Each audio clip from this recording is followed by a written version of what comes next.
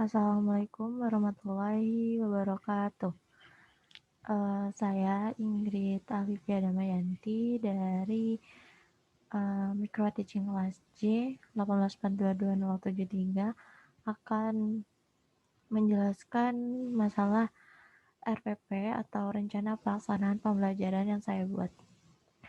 Jadi di RPP ini kita mencantumkan, untuk yang pertama kita mencantumkan nama sekolah. Di sini saya memasukinya yaitu Madrasah Sanawiyah Negeri 1 Palangkaraya. Kemudian untuk mata pelajarannya mata pelajaran fikih. Selanjutnya di kelas ini saya mengajar di kelas 8 pada semester 2 dengan materi pokok tentang ibadah haji dan umroh dengan alokasi waktu 3 kali 40 menit. Selanjutnya adalah di tujuan pembelajaran. Pada tujuan pembelajaran di materi ibadah haji dan umroh, diharapkan para peserta didik atau para siswa-siswi itu dapat memahami pengertian tentang puasa serta dalilnya. Selanjutnya, peserta didik dapat diminta untuk terbiasa memiliki sifat empati dan simpati sebagai implementasi hikmah dari puasa tersebut. Selanjutnya adalah peserta didik dapat menjelaskan hukum, dalil, syarat, dan haji serta umroh. Selanjutnya adalah menyebutkan hal-hal yang makruh pada waktu berpuasa dan yang membatalkannya. Kemudian adalah menyebutkan macam-macam puasa. Nah, di langkah-langkah pembelajaran itu untuk kegiatan pendahuluan, saya mengambilnya 15 menit untuk melakukan pembukaan berupa salam, pembuka, dan berdoa untuk memulai pembelajaran. Kemudian, saya sebagai guru memulai pembelajaran dengan pembacaan Al-Quran atau ayat-ayat pendek yang dipilih dari seorang peserta didik. Selanjutnya adalah memberikan motivasi pentingnya akidah akhlak, terutamanya di saat bulan Ramadan seperti ini, lebih mementingkan ke dalam akidah berupa sikap dan akhlakul karimah para peserta didik. Selanjutnya adalah memberikan persepsi pembelajaran di pembelajaran sebelumnya mengenai tentang apa. Contohnya, kita mengulang pada materi tentang berpuasa, seperti itu. Di 90 menit selanjutnya, di kegiatan inti, di pokok pertama yaitu kegiatan literasi, di situ peserta didik menyimak penjelasan pengantar kegiatan secara garis besar atau global tentang materi pembelajaran mengenai haji. Seperti poin-poinnya adalah pengertian haji, kemudian syarat dari haji dan umroh. Selanjutnya adalah amalan sunnah umroh. Di sini peserta didik dapat memberikan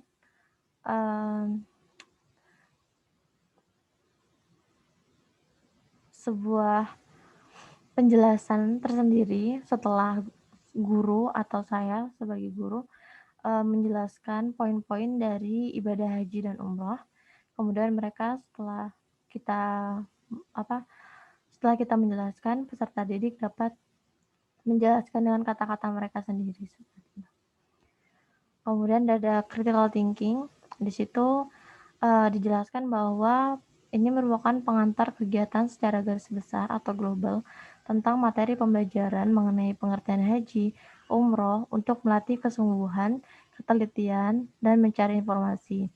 Nah, jadi setelah saya sebagai guru menjelaskan secara besar mengenai ibadah haji dan umroh, nah peserta didik itu diberikan waktu atau diberikan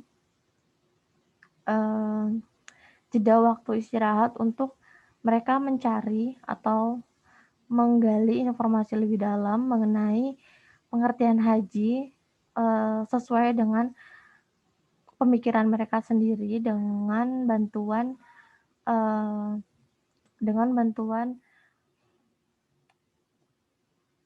alat bantu search seperti Google ataupun uh, karya-karya ilmiah ataupun tulisan-tulisan mengenai ibadah haji. Kemudian poin ketiga adalah collaboration. Di situ adalah membaca sumber lain selain buku teks konsep haji dan umrah, Al-Quran, Karim dalil tentang haji dan umrah. Nah, seperti yang sudah saya sebutkan tadi di critical thinking tadi, para peserta didik mencari sumber lain seperti di YouTube ataupun di sumber literasi lainnya untuk memahami mengenai pengertian haji, syarat-syarat haji umroh, serta amalan-amalan apa yang harus dikerjakan pada saat melaksanakan ibadah haji maupun umroh. Selanjutnya adalah di poin communication. Nah, di poin communication ini, peserta didik memfasilitasi peserta didik melakukan membaca dari berbagai sumber materi tentang haji dan umroh. Selanjutnya adalah creativity. Nah, di creativity ini, guru dan peserta didik itu membuat kesimpulan tentang presentasi hasil diskusi dan analisis tentang dalil haji dan umroh. Jadi di beberapa menit terakhir di kegiatan inti itu guru dan peserta didik itu membuat kesimpulan mengenai apa yang mereka dapatkan pada saat guru itu memberikan materi mengenai ibadah haji dan umroh. Nah, di 15 menit terakhir itu peserta didik mengidentifikasi peralatan teknologi informasi dan komunikasi di berbagai bidang. Ya, contohnya aja kita mengidentifikasi bagaimana kita dapat melaksanakan haji dan umroh dengan internet ataupun alat komunikasi dan informasi yang udah ada di abad 21 ini seperti laptop, handphone maupun alat komunikasi yang lainnya. Di yang terakhir itu adalah guru membuat rangkuman ataupun kesimpulan mengenai pelajaran tentang poin-poin penting yang muncul dalam kegiatan pembelajaran yang baru dilakukan. Jadi di sini saya sebagai guru ataupun pendidik di materi ini mengenai haji dan umrah, saya memberikan kesimpulan mengenai ibadah haji maupun umroh itu seperti apa, terus apa aja sih syarat sebelum kita melakukan haji maupun umroh, serta amalan-amalan apa yang kita lakukan setelah kita berada di Baitul Mekah ataupun Ka'bah untuk melakukan haji maupun umroh. Selanjutnya adalah di C, penilaian hasil pembelajaran. Di sini penilaian itu kita berupa penilaian tulis dan penilaian berupa unjuk kerja oleh rekan sejawat. Maksudnya di sini adalah kenapa diajukannya adalah ujian tertulis agar mereka dapat memahami lebih tentang ibadah haji dan umroh itu seperti apa. Jadi mereka tidak hanya mengawang atau menghayal tentang bagaimana sih umroh itu, apa sih pengertian umroh, bagaimana amalan-amalan yang harus dikerjakan maupun persiapan apa yang harus dikerjakan sebelum melaksanakan umroh maupun haji.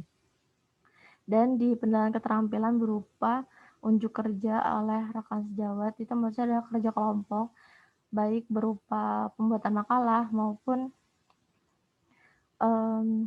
presentasi seperti kita halnya di dalam kelas. Yang terakhir adalah berupa tanda tangan dari kepala sekolah serta guru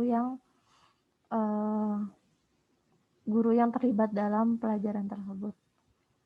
Nah, kemudian ini merupakan PowerPoint yang